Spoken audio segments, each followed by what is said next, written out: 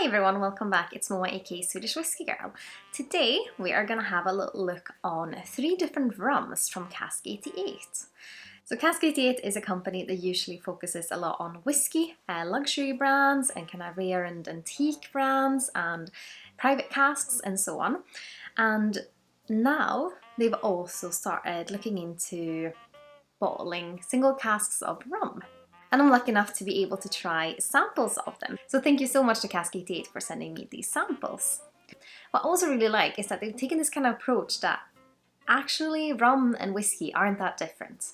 I mean, they're pretty much made in a very similar way using pot still or column distillation.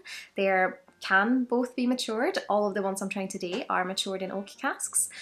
So in the end, you do use a different raw material. Of course, you use like sugarcane juice or molasses. I believe these are all made from molasses.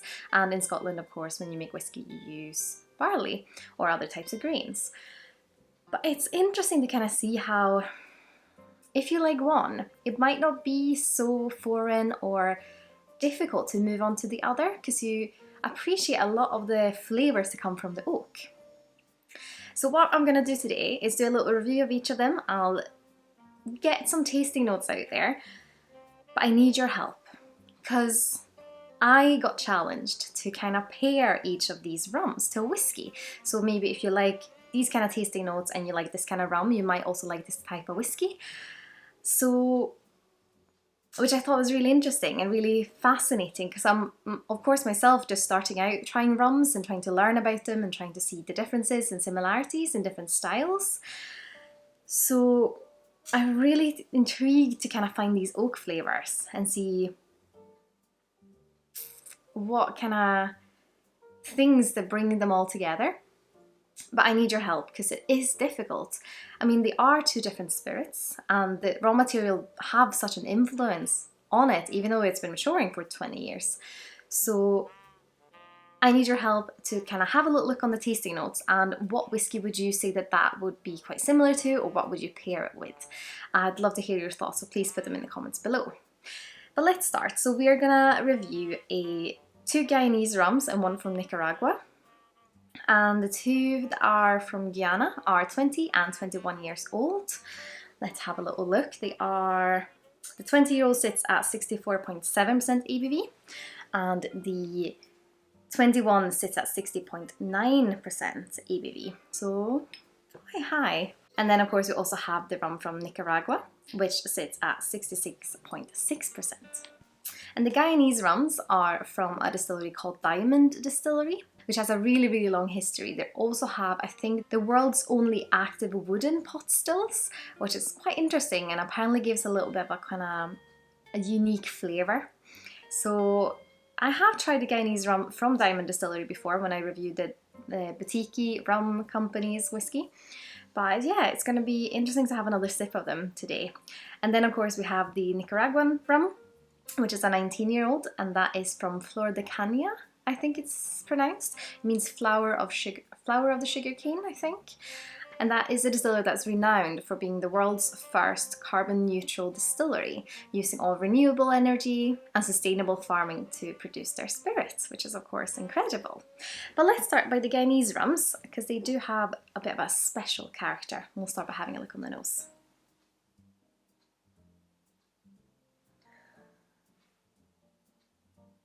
These Guyanese rums, or this is the 20-year-old, and it has a really kind of punchy nose. I will try them, of course, with water a little bit later on, but it's like quite perfumed and it's quite almost like floral and quite a little bit vegetal, like vegetal floral in a way. It also has a candy note, maybe like a little bit like banana sweets, but they're very clear and crisp and floral. So like the floral elements, you can't really get away from it. So it's this kind of sweetness that reminds me of a little bit like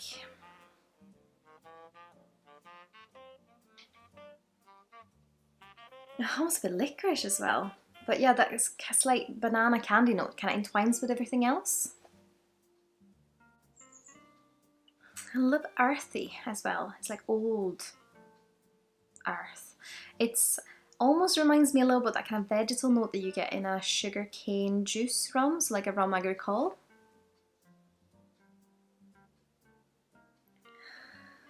But let's have a little sip. Slanjava.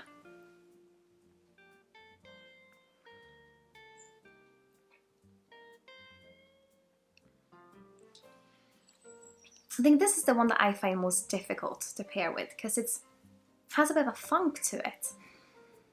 It's a little bit vegetal, it's still quite floral on the palate. It does have like a sweetness to it. But the sweetness is surrounded by so many big flavours, like that floral note, a little bit like, yeah, that vegetal earthiness that just makes it a little bit funky and makes it, I mean, it's a really interesting flavour, and because of those flavours it makes me really intrigued because it's different from so many other things that I've tasted, but it's one of those that I think is tricky to kind of compare to a whiskey. But it's, I don't know, what has floral notes, what has a bit of kind of a vegetal earthiness and a little bit of a funk to it.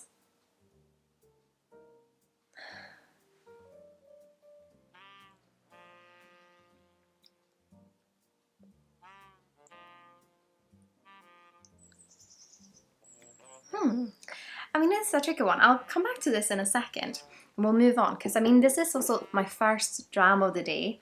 What is the time? It's around 10 o'clock, so maybe my palate's just not really used to it yet. So let's have a look on our 21-year-old Guyanese rum. And this is interesting, there's like a year difference between these two, but this one's so different. This one feels colder in a way. It's like quite cool and quite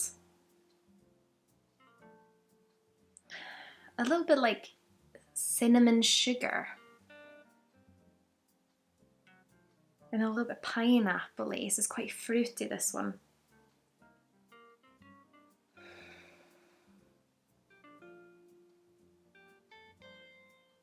Yeah, pineapple, cinnamon, brown sugar notes. A bit like baking. When you're baking a dough and you have brown sugar and cinnamon in the air, it just gives this lovely kind of sensation, which is what this reminds me of. I would say this one is more, I think if you're not a rum drinker and you're used to all the different ways rum can be, this is more what, before I started drinking rum, if someone said rum to me, this is kind of what I would be expecting on the nose. Yeah, there's that lovely warming brown sugar spice. But let's have a taste. Slanjava.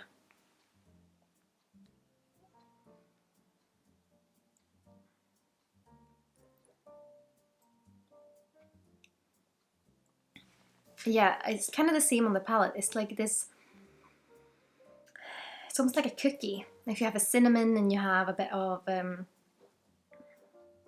yeah, brown sugar and like maybe a little bit of a chocolate as well. It definitely has a vanilla note. So like the more, at first I got those, like the cinnamon and the pineapple fruitiness, but now it's just, the vanilla just grows.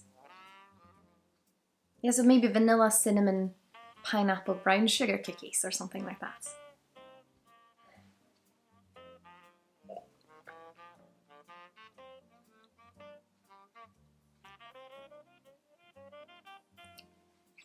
It has a slight touch of that kind of vegetal funk, but really far back on the finish. And it's almost a little bit leathery, like a little bit oily and leathery.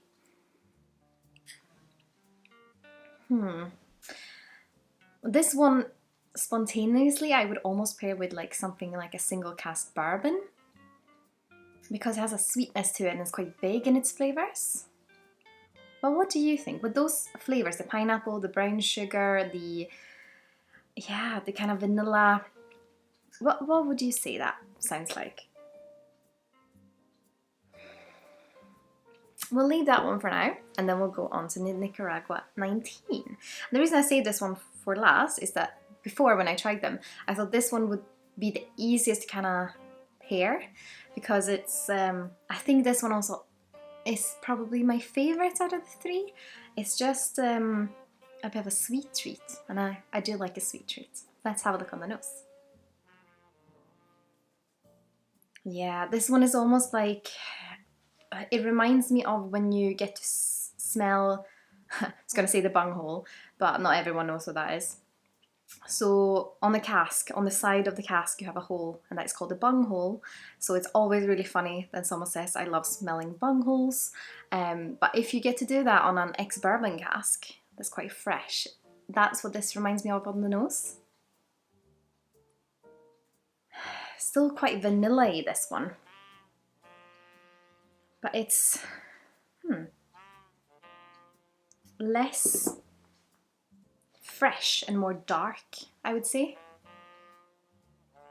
This one almost reminds me of a Cavalan, something like hot climate, quite intense and deep. Maybe like caramel sauce as well, like caramel sauce and vanilla. And I would say like a tropical woodiness as well. So it's like, if you're in a hot climate and you walk on to like a pier or something, you kind of smell the wood, but it's also this kind of tropical sensation in the air, that kind of woodiness. It's a lovely nose, but let's have a taste. Slangeva.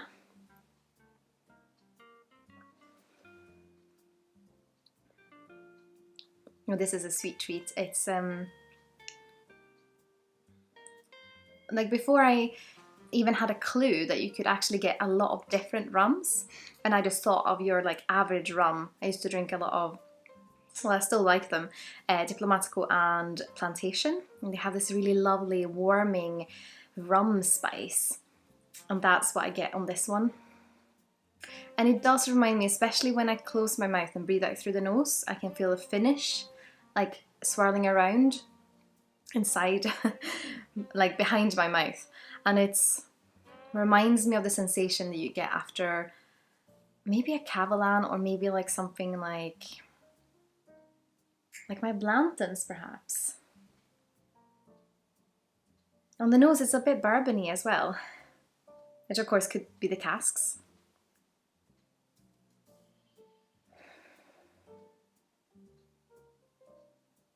Maybe a little bit more bourbon than Cavalan now. Because initially when I tried it, I was like, oh, this is one I would say if you like Cavalan, you might like something like this. Because it's, I mean, it's still single cask and it's just punchy. Like a Cavalan Solist. But maybe it is a bit more bourbony. Let's have a little look on this one, because that's the one they would also say more bourbony. Now it's a bit like slightly burnt sugar on the nose. This is one so much fresher and more like fruity, which feels clearer, I would say. And that's the Guyanese 21. But it's going to be really interesting now going back to the first one, which is the one that I'm struggling to pair the most. It definitely has that kind of weird unripe banana, vegetal, floral funk. That's so intriguing, but so different.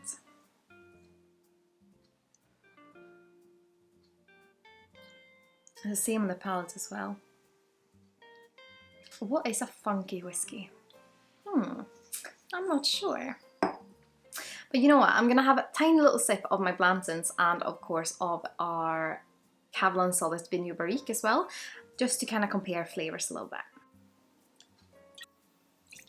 Okay, just having a quick little look on the Cavalan.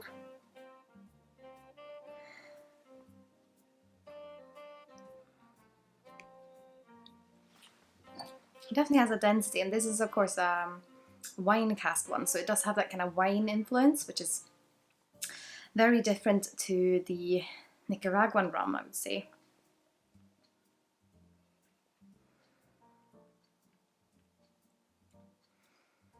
But I would still say it has this kind of same density. But now the Nicaraguan has a bit of a bourbon spice on the finish. But if you like a bit of density in your flavour, then maybe you would like both of these. And then have a little look on the Blantons. I just love these two whiskies, so nice.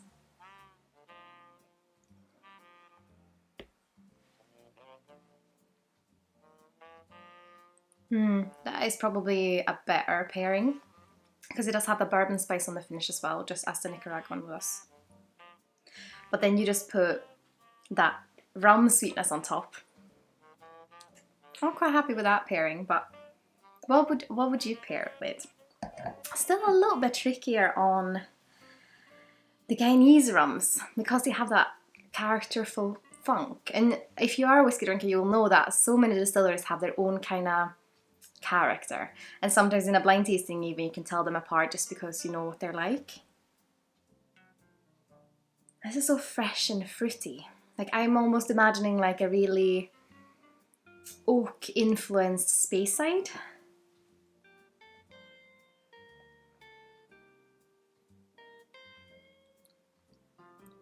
Also with that bourbon influence.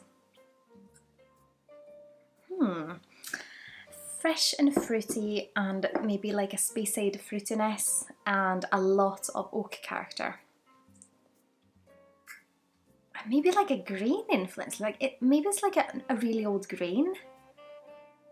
I really think this is fun. It's intriguing, and I think when you try and find pairings, you really have to focus on the flavour, which is fascinating. And then we have you. Oh, I don't know. I really need your help. It's, yeah, like unripe banana, I would say is maybe the most dominant. Like unripe banana and floral notes, quite perfumed. And I'm almost thinking lightly peaty. What is a lightly peaty funky whiskey? It doesn't have to be Scotch, of course, but lightly peaty funk. Always when I try to think of brands, it just kind of disappears out of my head and I can't think of anything.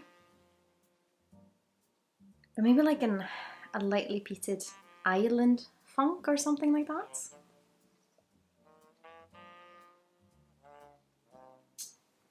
Tricky. I'm gonna add a little bit of water to them and do one final little taste of them each. And then I'll be so curious to hear what you think I should have paired them with, and yeah. So we'll start with our funky boy, the Guyanese 20-year-old. On the nose now it feels fresher and it also feels like the bananas ripened a little bit. Maybe a little bit of spice and oakiness.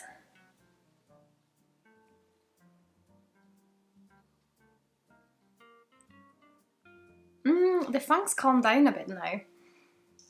But it's like banana oakiness on this one.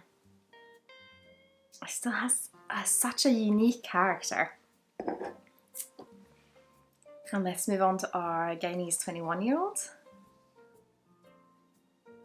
More baking spice, like not spice that are like up in your nose, which I would see on the 20-year-old. You get more flavors that kind of come into your nose and they're like a bit like this. But this one's more like quite soft and like just baking spice, and it just makes you feel calm and just like very content.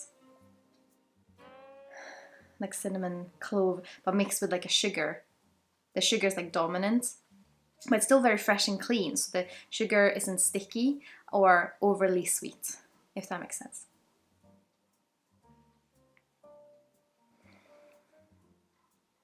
Yeah, this one's just a little bit like a fruity cookie. And I think the flavours on the palate also has landed a little bit. It's not as sweet, it just, yeah, a pineapple cinnamon cookie, I would say. And let's have a final look on the Nicaraguan. This one just, if you gave this to me blind and I couldn't pick up the rum sweetness, I would almost think it's like a bourbon that's been in a rum cask, or like it's quite bourbony on the nose. Like that bourbon spice, the virgin oak, that kind of notes. Or just like nosing a fresh cask. I mean, let me know, do you like nosing bungholes? I think most people do.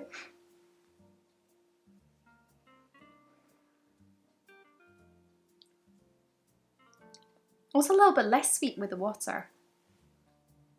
And yet more oaky, like the oak comes out and makes it feel a little bit drier, I would say. Still with that bourbon spice. Interesting. I'm so happy I got to try these three. They are curious indeed.